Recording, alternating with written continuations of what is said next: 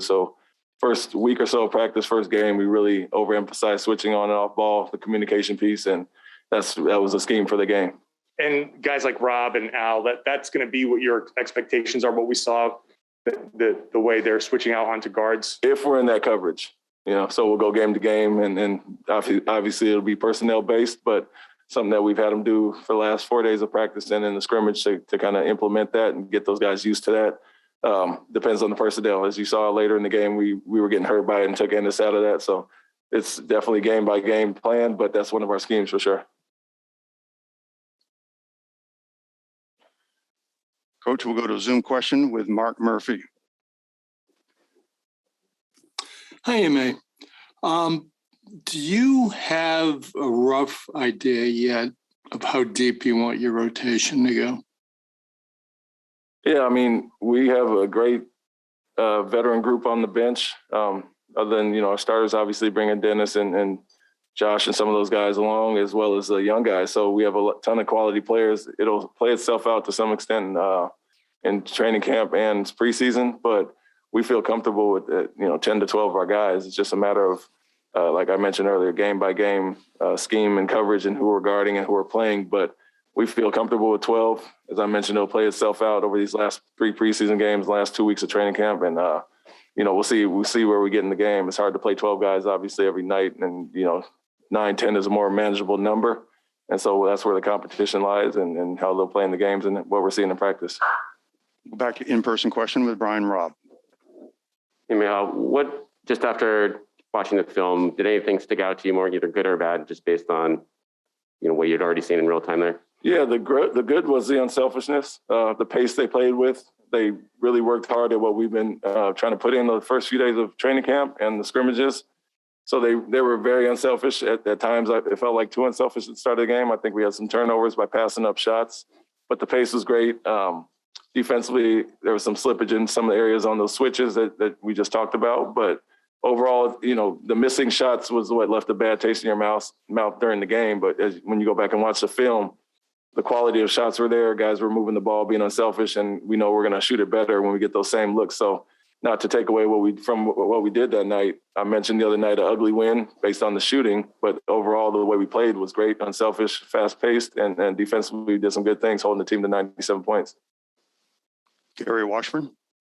Hey, Ime, your first game as a head coach, one, are you good with not dressing up, or would you like the suit and boot for games? I enjoy the suits, but I voted for the comfortable, less packing deal. So I think most coaching staffs across the board, I think it was close to 80% voted for not dressing up. We saw what it was like in the bubble and then traveling last year. So I think it's just a comfort thing. Obviously less packing, and probably the guys don't want to buy that many suits. So it's comfortable for everybody. And I was staying with it based on last year, but I am a guy that likes the suits, and I don't really mind. But I talked to my staff, and they all wanted to keep it simple, so I roll with them. In your coaching style, do you have to develop that in terms of your first game? Basically, are you going to stand up the whole game? You sit down? Are you talking constantly back and forth to your assistants? Like, how will you develop that style? Because obviously, certain head coaches have different styles of how they coach. Yeah, I like to coach hands-on, on the fly, so to speak, in the games. Talked about adjustments in some of our schemes, so I got to be up there and be vocal with the players. And I put a lot on my coaching staff, the assistants, to relay messages with some substitution patterns, getting guys ready as far as that. But a little bit of both. Depends on how the game is flowing. I like to give the players freedom to be coaches out there. And I feel Dennis and Marcus have done a great job throughout camp. So not trying to come down and call plays. They know the package that we have off of makes and misses. I'll get up and, mention the coverage or call out a play if I have to. Finally, the working of officials, will you be a constant talker to officials trying to get calls, or are you only going to say something when you need to? Only when needed. I've stressed that to our team, and we got a little chippy out here today in practice, just, guys getting after it. And I said, let me bitch at the refs. You guys play through plays and move on to the next thing, and let me be the guy who complains to the ref. But that's not the team we want to be, and that's not who I am. So, I don't want the team to start crying about every call. I told them play through things from day one in camp. We got some young guys who are not official referees here, so they're going to have bad calls in practice and get used to it for the game. So we're not going to be the team that cries the whole time. That's definitely not me. Sherrod Blakely. Coach, you mentioned a little bit about just your assistant staff and such. Curious, what was your process figuring out which coaches would work with which players? Yeah, I targeted specifically Damon Stoudemire to be with Marcus. You know, obviously he played at the NBA level for many years and was a great player. So wanted him to kind of impart that knowledge on Marcus. Other guys had some previous relationships with guys. Ben had coached Al and Dennis in Atlanta. So I put Ben with Dennis, and then the other guy I really wanted was Aaron Miles with Jason. Tony Dobbins was here. He had Jalen before, so we had some continuity with some guys, Joe as well. But the other guy I really stressed was Aaron Miles being with Jason. He did a great job with Draymond and Andrew Wiggins, some of those guys in Golden State. And so wanted him to come really focus on Jason and some of the things he wants to work on, and he's done a great job with him. Yeah, and just a follow up to that, you mentioned Aaron. What are some of the things that you saw that are kind of translatable coaching things that he could bring from that Golden State experience to Boston? Well, I talked about our staff in general. We got a lot of people that came from winning programs. So, you know, the NBA in general, we all steal stuff from each other, and they've kind of told me some things they've done there. Had Will Hardy and Ben Sullivan, obviously, in San Antonio. So we're very familiar with each other, but just taking things from different programs. And then what Aaron has brought is his personality and his relatability with those guys. He really does a great job with the guys. And that's why I really targeted him with Jason, watching what he did in Golden State. Jared Weiss.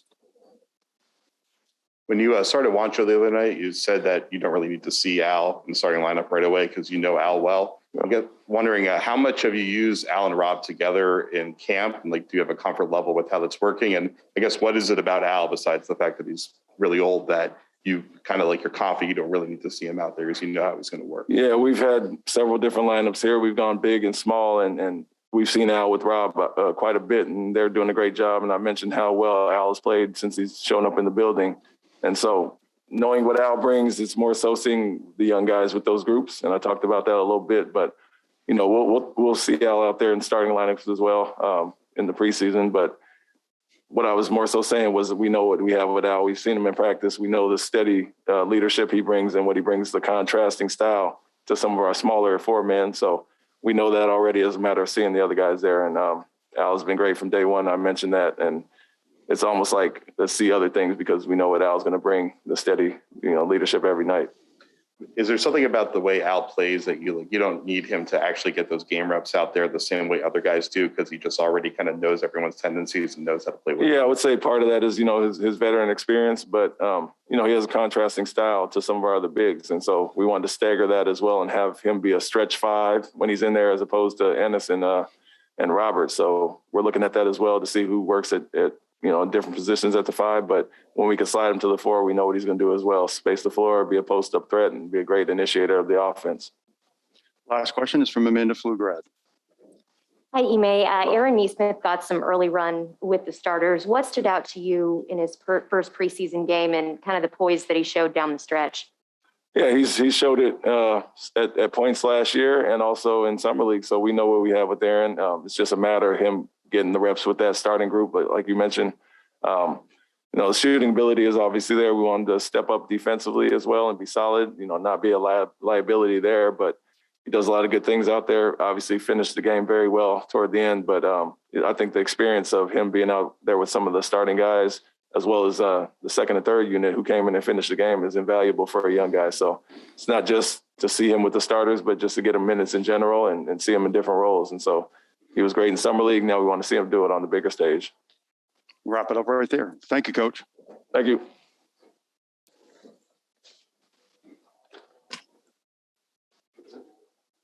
Thank you.